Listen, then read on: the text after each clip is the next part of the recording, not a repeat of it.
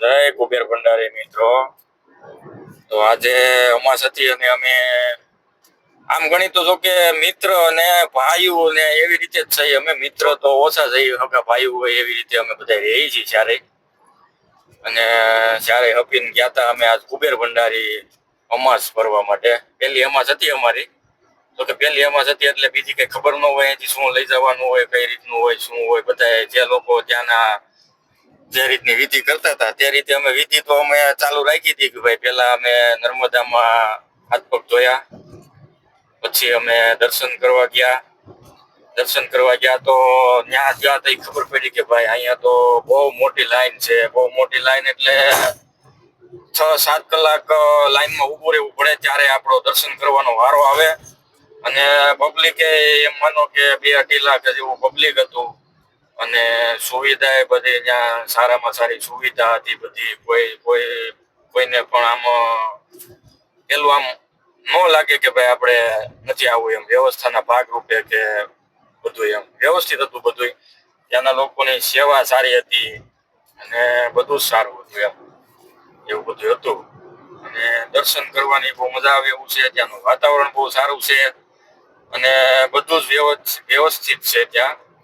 આમ કોઈને આમ અનકમ્ફર્ટેબલ થાય એવું નથી, એમ વ્યવસ્થિત મજા આવે એવું છે. બધું જ વાતાવરણ સારું છે. અને કોઈને જવું હોય તો કુબેર ભંડારી જવાય દર્શન કરવા.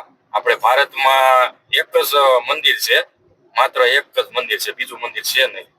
એટલે ભારતભરના લોકો ત્યાં આવે છે દર્શન કરવા. અને શ્રદ્ધા હોય એવા બધા શ્રદ્ધાળુઓ ત્યાં દર્શન કરવા માટે આવે છે અને બધાની મનોકામના પૂરી થાય છે એવું ત્યાંનું છે. બધું સાહિત્ય એવું કહે છે કે મનોકામના આપણે જે હોય પૂરી થાય દાદાના દર્શન કરીને.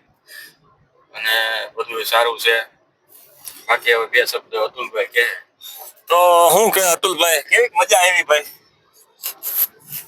ફૂલ એન્જોય કર્યો ભાઈ. આજ તો સાંજના 9 વાગે નીકળ્યા હતા, ત્યાં 1 વાગે પહોંચ્યા છું આપણે. 1 વાગે પહોંચ્યા, પણ અમારે મિસ્ટેક એવી થઈ ગઈ કે ત્યાં વહેલું પહોંચવાનું હતું ને મોડા પહોંચ્યા એવું થયું. કારણ કે 1 વાગે પહોંચ્યા ને એમાં લાઈન બહુ લાંબી થઈ ગઈ. લાઈન લાંબી થઈ એટલે કે 5-6 કલાક વારો આવે એવું હતું.